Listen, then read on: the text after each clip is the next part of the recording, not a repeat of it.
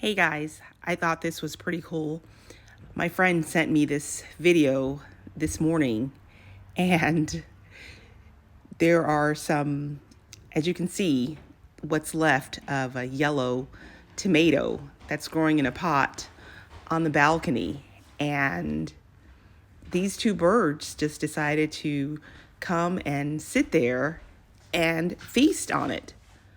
I mean, they are really enjoying themselves as they eat this yellow tomato. The one leaves, but the other's like, more for me. I'm not going anywhere. I just thought it was pretty cool that, this was captured on film or video, because we're always accusing, the animals, the birds, of eating our stuff. So yeah, enjoy.